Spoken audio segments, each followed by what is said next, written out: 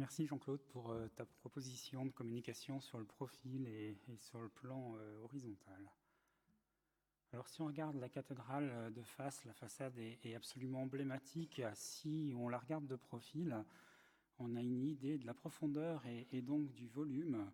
Et puis si on prend de l'altitude, qu'on a la chance d'avoir cette top view, on voit plein de détails qu'on ne peut absolument pas soupçonner si on reste au sol. Alors la question qui est posée, c'est finalement, faut-il regarder les scolioses autrement que de face? Et est-ce que la vision de profil et la vision du plan horizontal nous apportent des modifications dans notre stratégie thérapeutique? Alors j'ai de façon un peu simple et naïve regardé les dos de face et de profil des 12 dernières propositions de traitement orthopédique pour des patients pour lesquels il était question de la mise en place d'un premier corset. L'enseignement, c'est que de façon systématique, le profil est perturbé de façon plus ou moins importante, et ça concerne des scolioses qui ne sont pas à un stade chirurgical, c'est-à-dire qu'il n'y a pas besoin d'atteindre des valeurs d'angle de Cobb très importants pour voir des répercussions de profil importantes. La deuxième notion, c'est qu'il n'y a pas non plus besoin d'avoir un traitement par corset pour avoir un aplatissement du dos et un effacement de la kyphose, puisque ce sont des patients indemnes de toute action thérapeutique dans le domaine orthopédique. Alors si on regarde d'un peu plus près, c'est impressionnant. On a des bassins qui sont fréquemment en situation d'antéversion, qu'on va pouvoir évaluer avec les paramètres pelvi-rachidiens, en assumant une diminution de la kyphose thoracique dans la zone de la torsion scoliotique, un dos plat, voire même une lordose thoracique, une accentuation de la lordose, un raccourcissement de la lordose au niveau lombaire, quelquefois une kyphose thoracolombaire, et fréquemment dans les scolioses thoraciques, une kyphose cervicale associée. Alors c'est facile maintenant avec les outils tels que EOS, puisqu'en fait tous les paramètres vont être consignés et apportés sur un plateau au moment où on analyse le patient. De nombreuses communications récentes témoignent en fait des perturbations de profil, et toutes les publications s'accordent en faveur d'une diminution pouvant être spectaculaire de la kyphose au niveau thoracique, quelle que soit la scoliose, qu'elle soit au niveau thoracique ou thoracolombaire ou lombaire par rapport à une population normale. La classification proposée par Kariman nous apporte un éclairage important que je trouve essentiel pour pouvoir évaluer, classer les patients avec des répercussions thérapeutiques. Alors, cette classification a été proposée pour des patients avant traitement chirurgical. On peut l'utiliser pour des patients avant traitement orthopédique avec quatre types de patients.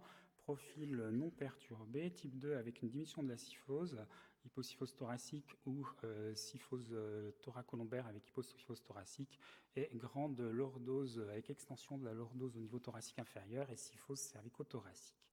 La classification de Lenke, et ça a été évoqué ce matin en fin de matinée, est très largement insuffisante pour analyser et classer les dos de profil, car trop grossière par rapport à la prise en compte de la kyphose.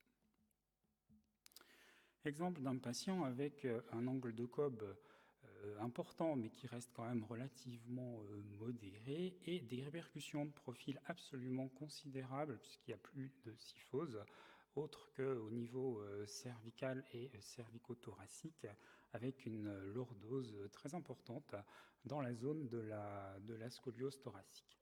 Proposition de traitement orthopédique, quand on regarde de face, le résultat est plutôt d'importance moyenne, et de profil, on a créé, on n'est pas très content, enfin c'est moins pire, mais on est passé d'une lordose complète à une kyphose thoracolombaire. Alors quand on regarde le design de l'orthèse, on s'aperçoit qu'il est prévu la restauration d'une kyphose à ce niveau-là. Il faut sûrement retravailler le corset avec les appuis thoraciques antérieurs et surtout un travail de rééducation associé au traitement orthopédique pour tenter de recréer cette ébauche de kyphose thoracique. Ça paraît déterminant, c'est sûrement ce qui va faire la différence sur la réussite du projet thérapeutique. Ça retrace 35 ans de vision vue d'en haut avec toute l'ingéniosité, toute l'expertise et l'enthousiasme des ingénieurs en mécanique et en informatique. Et maintenant, cette vue du dessus caractéristique proposée par Tamas Ilej. La top view, elle est essentielle parce que finalement, ça nous donne la distribution des vertèbres dans l'espace avec les vertèbres qui nous témoignent de l'importance de la rotation vertébrale. D'un seul coup d'œil, on sait que ce patient a une petite courbure lombaire gauche avec surtout une scoliose thoracique, donc le sommet est situé en regard de T8 avec un grand doplat thoracique ici de T2 jusqu'à T7 et un petit retour en syphose en T1, T2 et une grande translation du côté droit. Voici la vision dans le corset, elle est indispensable. Alors on a la chance de travailler avec Laurence Ménard qui propose cette modélisation en 3D pour tout patient présentant une scoliose, ce qui est un énorme privilège, et on va analyser cette vue du dessus pour le traitement orthopédique et rectifier le corset. Alors c'est plutôt intéressant, c'est plutôt pas mal, il persiste encore un petit déséquilibre latéral gauche d'importance modérée. Ici, c'est un patient avec une scoliose thoracique droite. On s'aperçoit qu'il va falloir retravailler le contre-appui sous-axillaire et le couple de force avec l'appui thoracique. On dispose maintenant de la suspension qu'on va réaliser de façon plus systématique dans les traitements orthopédiques, ce qui nous donne l'appréciation de la réductibilité disponible. En conclusion, je pense qu'il ne nous viendrait plus à l'idée aujourd'hui en 2019 d'imaginer un traitement orthopédique sans prendre en compte les perturbations sagittales tellement elles sont constantes. Ça détermine le fonctionnement du rachis, les contraintes, les douleurs et aussi les conditions du vieillissement.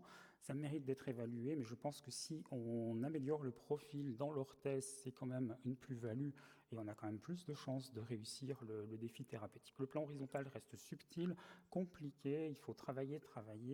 Je suis admiratif de la sagacité des orthoprothésistes dans le maniement des outils informatiques et dans la vision 3D. Il faut tendre vers des corsets de détorsion, des orthèses plus hélicoïdales, des orthèses qui prennent en compte simultanément le volume et non plus un plan puis un plan.